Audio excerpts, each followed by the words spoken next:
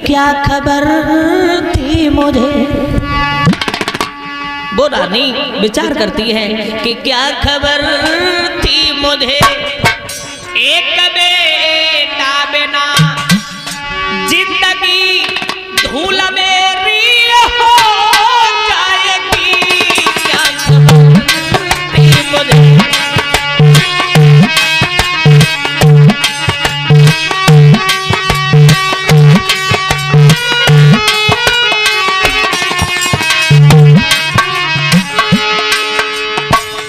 बड़ी रानी सोच रही है,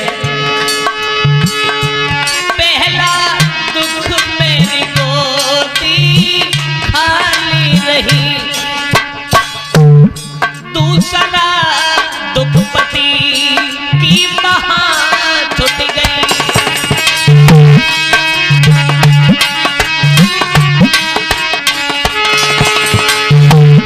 पहला दुख मेरी दूसरा दुख पति की महा छूट गई, तीसरा दुख की सम्मति वहाँ ले गई। इसी गम में मेरी जान निकल जाएगी।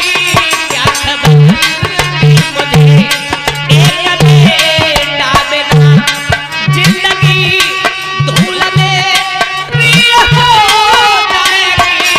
क्या खबर थी मुझे,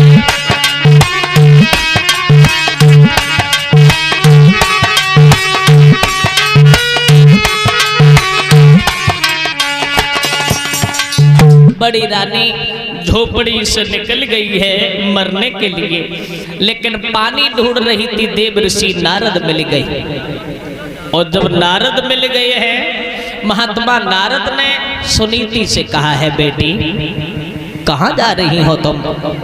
सुनीति बोली, बाबा जी मैं मरने को आई हूँ। मरने का नाम सुना, नारद हंसने लगे। अरे मरने आई हो, शायद एक बात तुम्हें नहीं मालूम है, जो लोग जल में डूब के मरते हैं, अग्नि लगाते हैं, फांसी लगा लेते हैं, उन्हें अधोगति में जाना पड़ता है। उनकी सदगति नहीं होती है, भटकते रहते हैं वो। आत्महत्या से बड़ा दुनिया में कोई पाप भी नहीं होता है बेटी।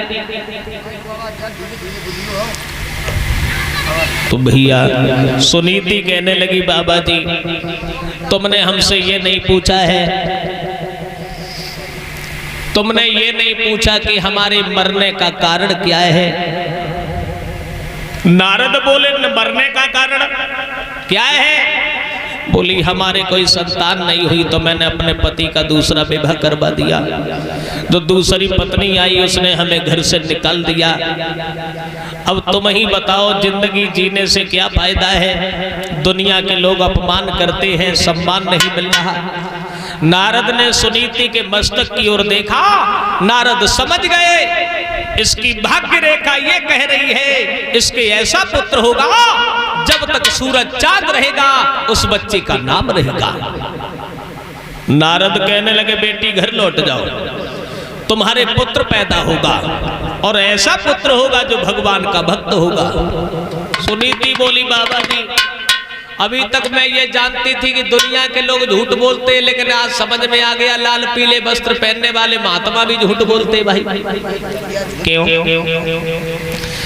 जवाब दिया, जब हमारे पति हमारे घर कभी नहीं आएंगे, भला संतान कहां से होगी।